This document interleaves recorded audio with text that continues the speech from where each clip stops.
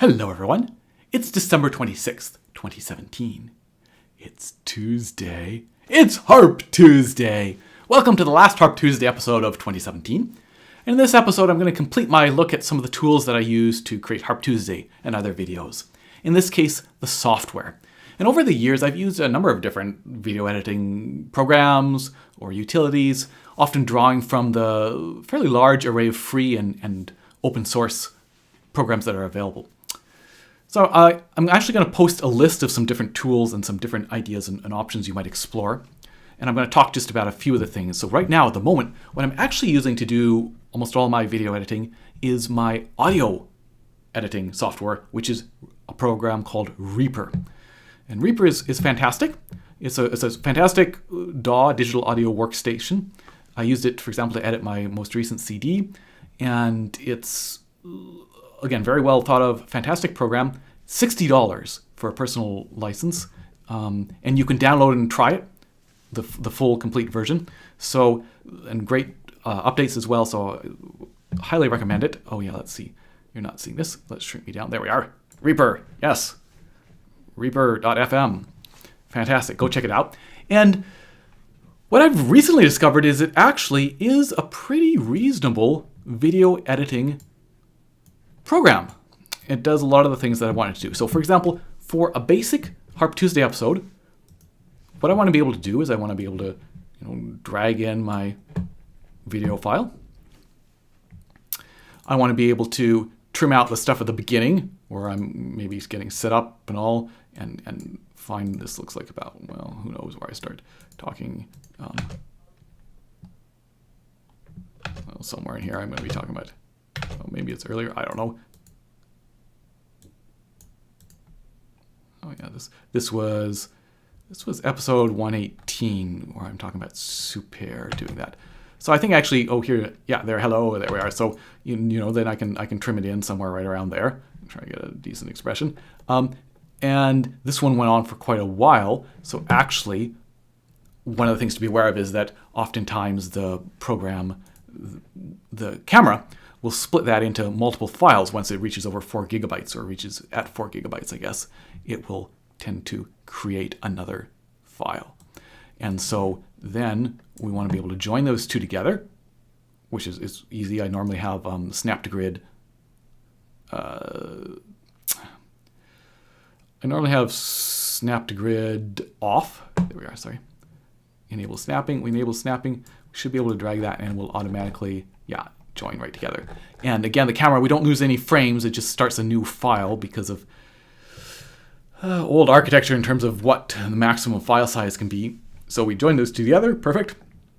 And there might have been one more because this was quite a long episode. This was where I was learning it, right? Experimenting with what it's like to, or demonstrating that sort of behind the scenes look, if I remember correctly. So anyway, and so at some point we'll get the end and oh, say this is the end, and we can, again, we can actually, let's get rid of that Snap to Grid. We can, dial into exactly where we want it. So that basics of just kind of chopping things, right? Of trimming, beginning and end. And there we are. That's all I need to do for a basic Harp Tuesday episode. And as well, so once you've done that, you want to be able to tweak your audio, possibly. And of course, hey, we're already in an audio editing software, so that's going to be easy. We'll talk about that in a little bit.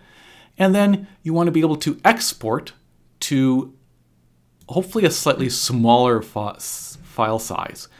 Because in other words, this, right, is going to be, there's 4 gigabytes, another 4 gigabytes, 8 gigabytes. We don't necessarily want to upload something quite that large depending on our upload speeds. And if you're uploading it, say, to YouTube, YouTube's going to compress it anyway. So here we can go output format video using our FFmpeg, which if you're familiar at all with video, you may probably have come across that.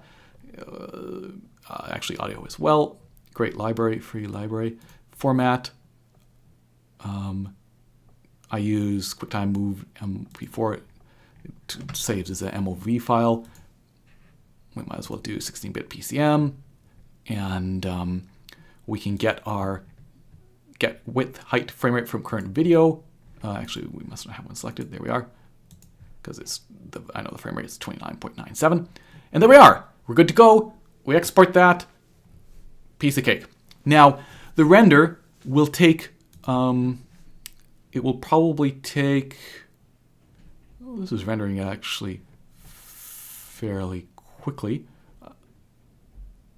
at 5 times real time. Most of my renders end up being about in real time. So if it's a 15-minute episode or an 8-minute episode, it's going to take about 8 minutes to render or something. I remember back in the day, different programs rendering, and then it didn't turn out well. Something went wrong with the render in other programs, and you have to do it all again, and maybe it takes maybe 2 or 3 times real time or whatever. And anyway, getting driven crazy with that. So yes, rendering, good times, good times. Anyway, there's a basic Harp Tuesday episode done. And what I've discovered, though, is that actually we have the capability with Reaper of doing quite a bit. So, for example, let's bring up... actually, I want to bring up... I don't know that. What I want to bring up is Forgotten Summer, that video. Okay, the Forgotten Summer video. So that, let's get Josh Layne, is this video. Here we are. Without playing for you. This I actually created entirely in Reaper. And I was just learning my way around Reaper, so there's some things I could have actually done even more that I wanted to, or done some things that I didn't realize were as easy or as possible.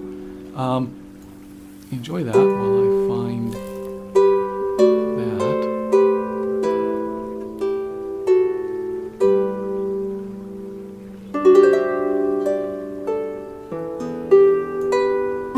See if this loads.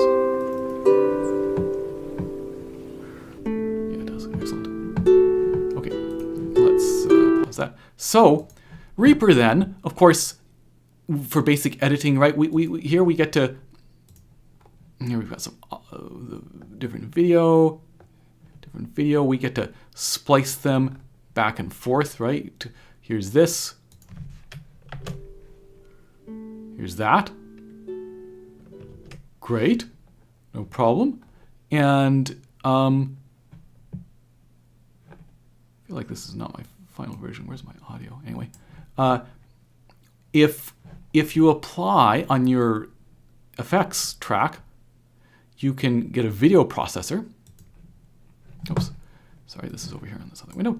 And you can, for example, auto item volume fade for video, which lets us do these fades, which would normally be audio as we fade to the other cut, right? And actually there's a better way to do that, which I'm going to demonstrate in a moment. But it's so clean. It's great in terms of mixing back and forth, figuring out exactly where you want to cut. The playback is fantastic, right? There's no lag. So one of the other programs that I've used over the years is a program called Lightworks. And this is it's a free program. The basic version is free. And it's supposedly it's something that, for example, I think the King's Speech was edited with Lightworks. And it's a full-fledged program. A lot of the options, I think the storage, like the bins and the storage system, is stuff that I haven't really explored. Again, I know enough to work with it, but I'm by no means an expert or anything. And it's got quite a steep learning curve, especially when I first started using it. The most recent version, 14.0, is a little bit more streamlined, a little bit more intuitive. Anyway, here's an example, right? I've deleted the media from my hard drive. It's backed up somewhere, but you can still see all this stuff here.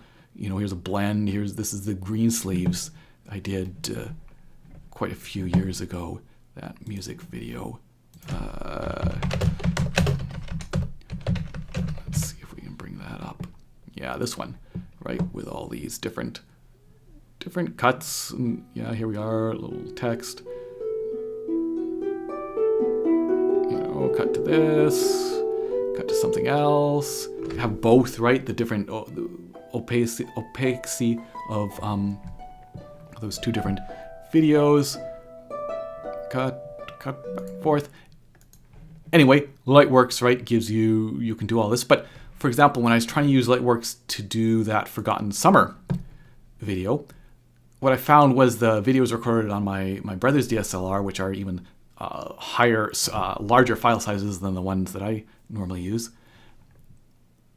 Lightworks was having a hard time playing it back smoothly, and of course you can transcode. You can create a low res version, and then it'll automatically, you can substitute when you go to export. And anyway, just a big potential headache.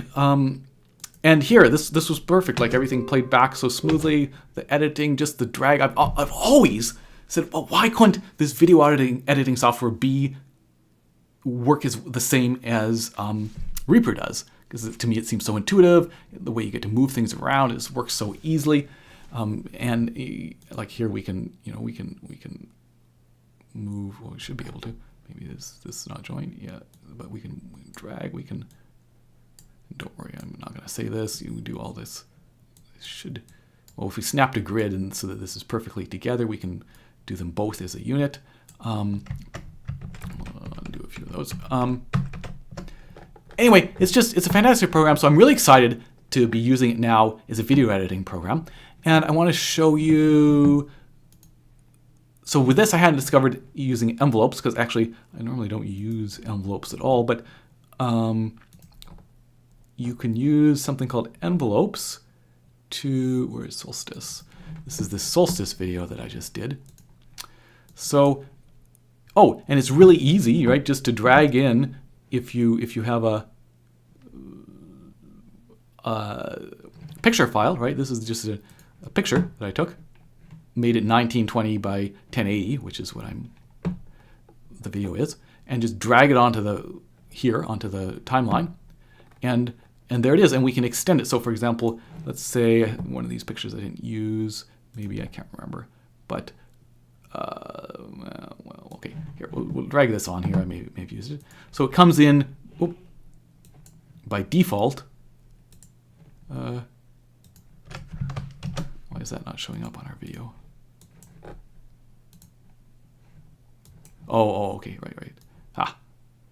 Well, there we are. Classic example. Okay. Oh, I guess I did use that. Yeah, beautiful picture. Anyway, it comes in this long, but we can shrink it, or we can extend it, however we want. So just a picture there, we can create this static video file, which is great. You can do that in Lightworks. It's a little bit more involved. You have to import it, and where'd Lightworks go? You import it here. You bring it up. You play. Oh, here's our import, right? So you launch it. We don't have it. You'd start it playing, have the input, output, and then you can drag that in as for however long the length that you just marked and parked it or whatever. Anyway, bit of a bother, but certainly possible. But this is just so easy, and rather than using that video, that effect of item fades effect video, instead we can do a track opacity, right? Zoom pan. In this case, I'm doing how opaque it is, and I can assign that value to an envelope and then drag. So I can shift click to create another point, and what we see here is at the height, right? It's fully opaque. All we see is that picture. If we drag it all the way down, right now suddenly we're seeing the picture behind the video of me that's playing along here. So here's the audio. Here's the video. Or no, here's the. I don't know where we are. We should have another. Where's the video? Here's the video track. There's two audio tracks. Sorry, video tracks right here. Gotten rid of the audio. And so we can play around with that, and we can do that with Zoom as well, right? Like we could, in terms of, let's actually go here. If we added it's over here. Sorry, I'm running the two monitors set up, if we add a all plugins, we can add a video processor, and preset we can go to this pan zoom. We could zoom, for example, and this should be, oh, I added it to the wrong one. Here we are. Here's the track we want. There we are. Add video processor. Excellent. Preset. There we are. Zoom.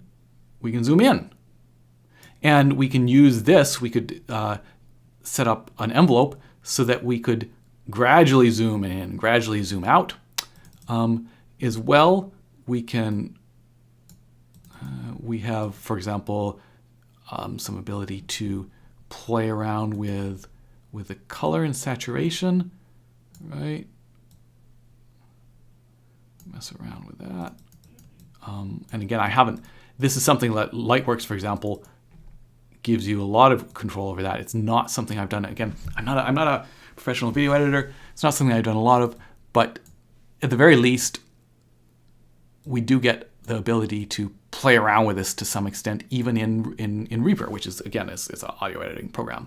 So, yeah, we can add various different stage lighting, we can have different effects. So, very, very cool. I'm very excited. I highly recommend Reaper. Is an audio editing program, and the fact that it also can do this video editing that I want to do is great. So anyway, but let's move on. So again, for a typical episode, all I want to do is I want to cut out the beginning and the end I want, and then mess with the audio. So let's actually, where was that unsaved version? Yeah. So first step with the audio is right. So sometimes I'll record audio separately. For example, this episode here, the video. Yeah, okay. Let's look at that then. The video and audio are recorded separately. So let's bring, right now I have the audio down to 0 on the video track. Let's bring it up to what it would normally be. So if I've done that, I'm going to want to sync. I'm going to want to sync these two together. Oh, something else. What is this doing here? Oh, I see. I missed that. Okay, well, whatever. So let's say I've dragged in this separate audio track that I've recorded, and I got this video track that I've recorded. Well, I'd like them to go together.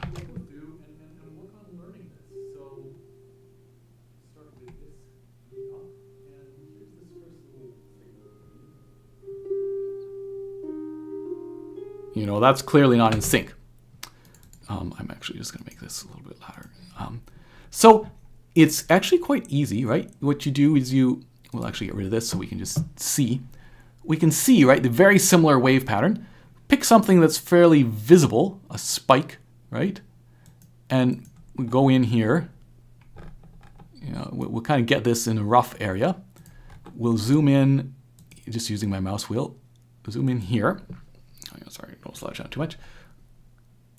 Get in pretty close, trying to align there, and we just drag this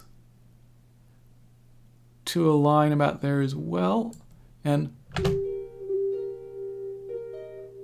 course, with letter changes, and now everything's lined up, everything's synced. It can help to listen and edit with headphones, of course. Can be, depending on your speaker setup, can be an excellent idea. So, okay, if we've done that, if we had recorded a separate audio track, we line everything up, then we either bring our volume all the way down on the audio track, or we can also, properties, we can also ignore audio, but I just prefer to bring the volume. It depends, either one. And there we are. Now, you'll notice I did something here with this audio. So here it is normally. I went normalize, and that made it quite a bit louder. This one as well has been normalized. So here it is. Here is what it was recorded at. Okay, let's actually bring this all the way down again. Here's the volume level it was recorded at. Now, you'll notice that we never peak to the top, right?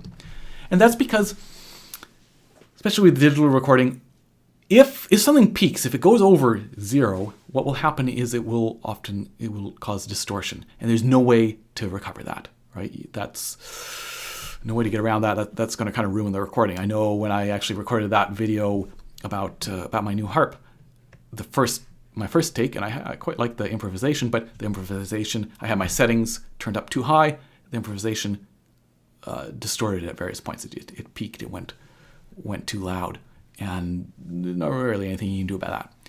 So it's better to record lower so that your highest point has a fair amount of headroom, like say 6 dB or something. If your very loudest point is still, let's say, minus 6 dB, and that's pretty safe. And then boost it later on in the post-production. So for example, in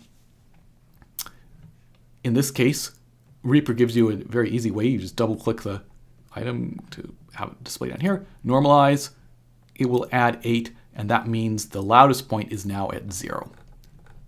So great. Good to go. There you are. Export. Unless, and let's bring this one back down to 0. Let's talk about compression. So, if you think of a typical pop song, say, or traditional song, generally they will all be the same audio level, right? Classical music is a genre that often has quite a lot of peaks and valleys. That there's some really soft bits and some like tremendously loud bits. You think of a full orchestra blaring away, and then sometimes maybe just solo flute or something, and that's quite an extreme. Which is one of the joys of the genre. But it also means, for example, that if you're driving in a car, a classical CD is maybe not the easiest to listen to because you turn it up to hear that soft bit, and then suddenly it's loud and it's blaring away at you, and then you turn it down, and then you can't hear again on the soft bit. So, and what happens, for example, with radio programs, when they're playing classical music, they'll often run a compressor on it. And what a compressor does is it basically takes the soft bits and boosts them up, and takes the loud bits and brings them down. Basically, it's boosting the soft bits up, right? So that you get something that starts to become more all the same level. The more compression you apply, the more the waveform would look all just jam-packed, no up and down. You can see here, there's a lot of extremes of very soft and very loud. So, so for normal music, right, I might occasionally apply a gentle compression, but just because of the idea that most people maybe are not listening to stuff with a great speaker setup in a nice room with silence, nothing else happening. In that case, having extremes is great. If you're listening to your headphones on the bus or something, then then more compression is easier to listen to. Or background music or something. Again, I might occasionally apply some gentle compression on say a performance or music, on a music video, say. Not on a performance usually. But for Harp Tuesday, one of the challenges has always been the fact that my voice is a lot softer than my harp when I'm playing loudly. And so you have that, you can't turn the settings up any higher than that loudest point of whatever it is I'm playing on the harp during the episode. Whereas my voice, especially if I'm thinking, so this episode, for example, where I'm doing this behind the scenes look, as I start getting caught up on thinking about things, my voice tends to get softer. So that's always been a problem of trying to get things loud enough. And of course, in the beginning, I wasn't necessarily doing separate audio editing. I just record it and then post the video and not even doing the normalization, not even boosting. But always that balance is a problem. So I will often apply, this is showing up here as well, some compression. So Reaper comes with an excellent set of effects tools. In this case, this is Reaper, that's the company that makes it. Real compression, recomp right here. And I have settings that I experiment with. Again, I'm not a recording engineer. I just know enough to get by. the attack, the release, the ratio, the bigger it is, the more extreme, where you're setting your threshold, auto makeup. So I just want to give you an example, and hopefully, I think this should all be coming through, of, so let's get the spot where, yeah, okay, so here it is with no compression, right? Actually, let's do it here, where we're gonna get some. So you can see soft, and then fairly loud. With this gentle compression, I had to bonk that all the way down because that got boosted up as well. So again, just my voice. Hopefully it's going to come for fairly fast progress. So hopefully it's going to come for fairly fast progress. So it just adds a little bit of extra volume to the softer bits, in this case, often when I'm talking. So again, maybe it might potentially, the sound is maybe not quite as true. If the more distortion, that's definitely the case. The more compression, that will definitely be the more that becomes the case. But again, on our normal Harp Tuesday episode, I'm not trying to create a CD quality audio necessarily for whatever it is I'm playing, and it would be nice for you to hear me. So I do like that ability to add the compression. Again, mic setup can do a lot with that as well for something like this where you are talking and playing. And I continue to experiment with stuff like that. But anyway, being able to do that compression, I think, is an excellent thing. This has gone on for quite some time, but let me talk about one final aspect, and that is what to do to record your screen. So for example, if we look at, let's go back to Josh Layne. If we look at episode 118, I believe. This one, no. Here we are. How to play superhero. Oh, 117. That was 118 earlier. Here, and for this one, I'm displaying the music on screen, which I think is super helpful, right? It can be really, really helpful to be able to follow along with that. Change it. How do I do that? Well, I use open broadcast software. This is public domain, open source, and free. And it's designed for streaming, but basically you can use it. You don't have to stream. I mean, that's what I did. That's the software I used for my live stream. But you can also, it basically captures your screen, and while you can stream with it, you can also just record, which is what I'm doing right now. So let me bring up OBS here for a moment. So this is going to be interesting because we're going to get this pictured. But here's what it looks like. Here I am. I'm talking. I could turn off my display capture. So then we just got my webcam, right? Here's my webcam going along. Here's this audio from my webcam. And anyway, basic this setup here. And it lets you, right, we can, hello. There, now I'm capturing my desktop. I'm using two monitors, right? So I'm capturing this monitor's desktop right here. And this lets me then, for example, where were we? I can